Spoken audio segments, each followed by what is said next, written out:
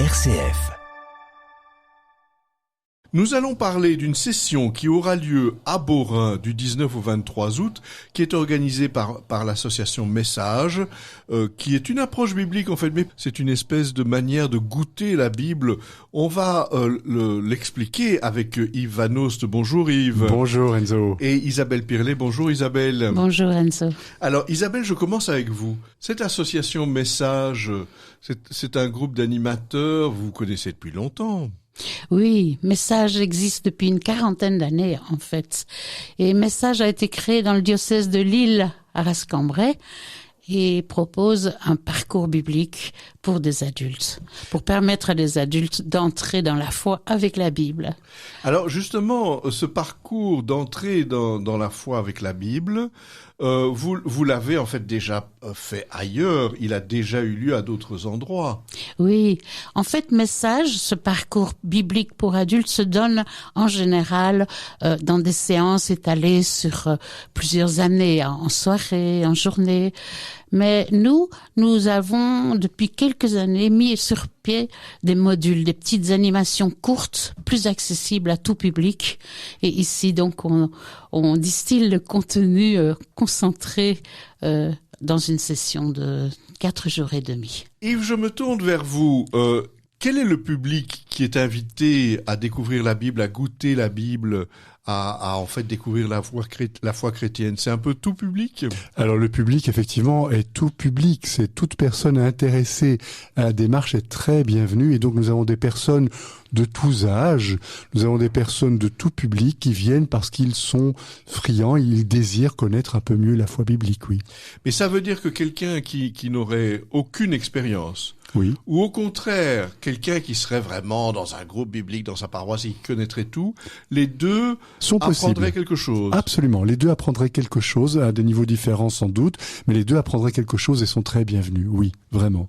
Alors Isabelle, quand on dit initiation à la Bible, c'est d'une certaine manière parce que c'est pas juste des mots que vous allez transmettre à les gens. Comment ça va se passer, cette connaissance biblique? Oui, en fait, Message, ce qui est génial, c'est on retrace, on parcourt l'itinéraire du peuple de la Bible dans son évolution historique. Donc, on aide les gens à entrer dans l'expérience qu'a vécu ce peuple. Donc, c'est ça vraiment notre point fort, c'est se mettre dans les pas d'un peuple qui va être forgé au fil des siècles. Donc des êtres humains. Des êtres humains dans leurs expériences de réussite, d'échec, de paix, de guerre, dans toutes les confrontations, les enjeux, les défis.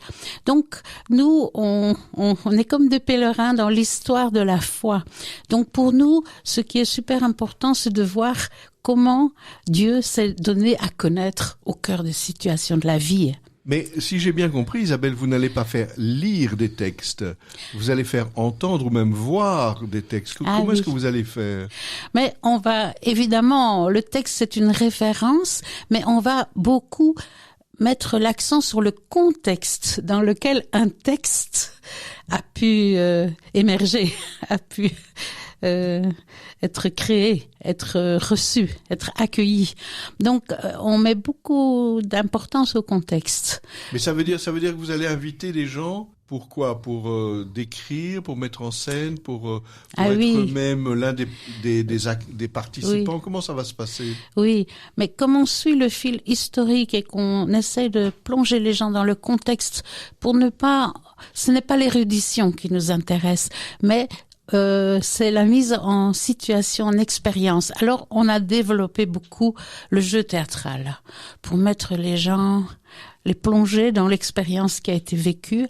Et plutôt que de donner de longs enseignements, on les met en contact avec des gens qui parlent, un scribe d'une réforme théologique qui va parler, qui va donner son expérience.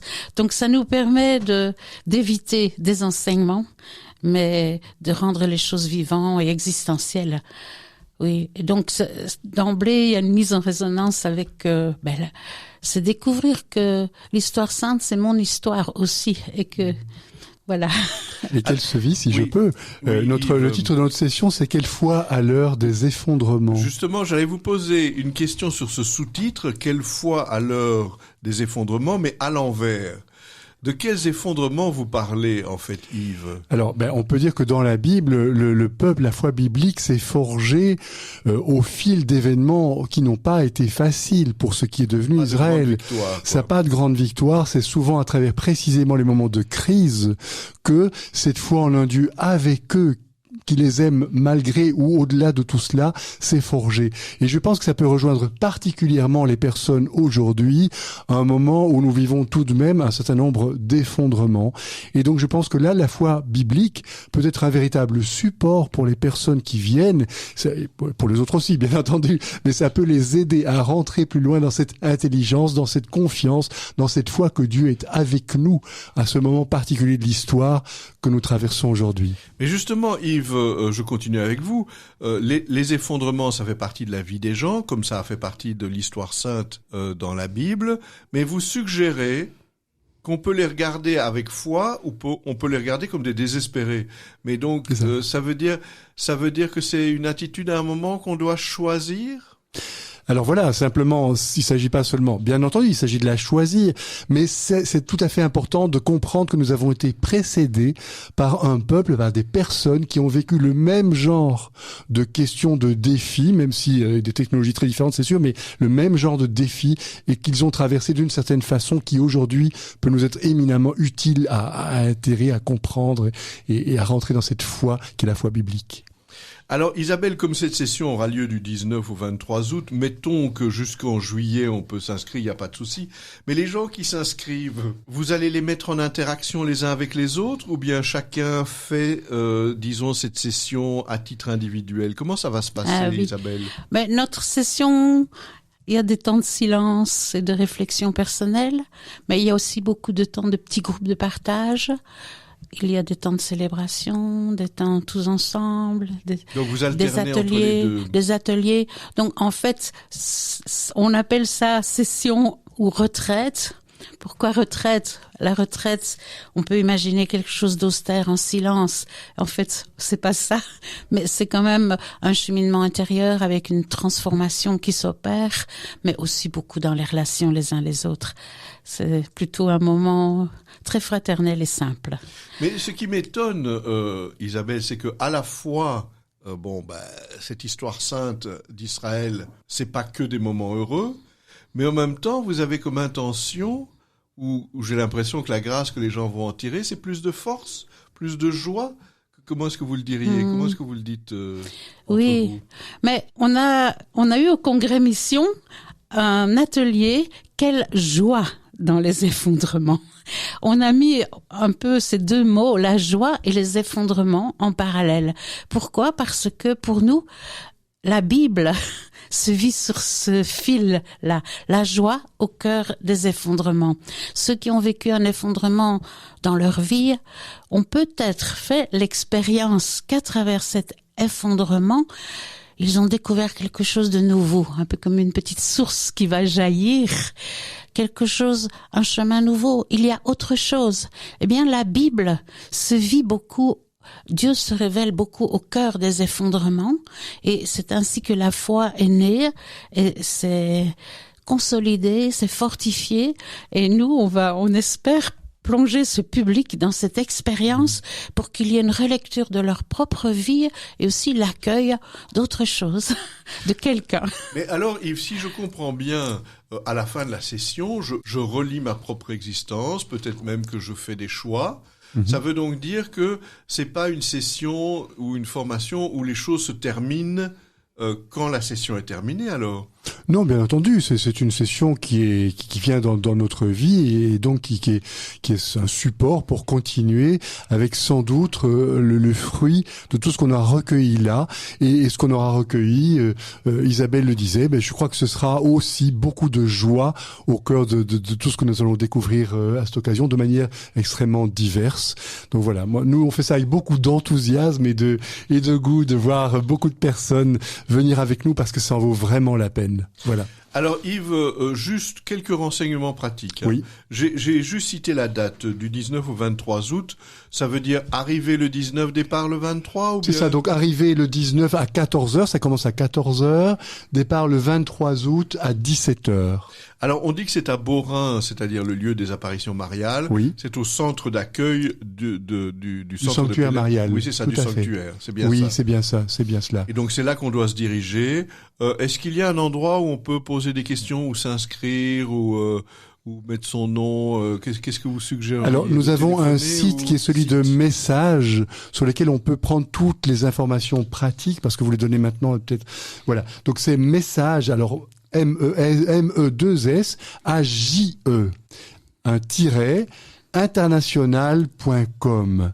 Voilà. Et sur ce site, vous trouverez le flyer de la session, vous trouverez toutes les informations et une capacité de s'inscrire en ligne, avec toutes les informations pratiques, y compris le coût de la session, voilà, et donc toutes les informations pratiques pour le faire. Si on veut poser une question, il est encore temps d'écrire sur le site. Bien entendu. Donc je rappelle... Message M-E-2-S A-J-E, j'insiste. A-J-E, oui, international.com. Voilà. Et alors, Isabelle, on va terminer avec vous.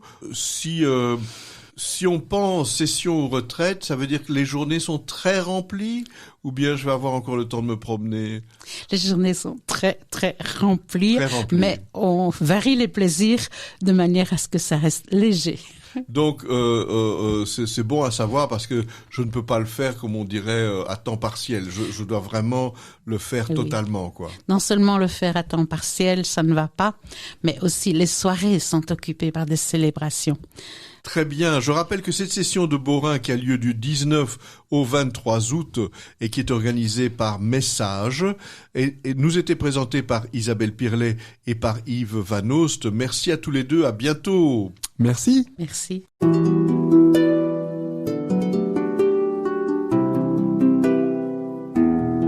Au fil de la vie, Enzo Bordonaro.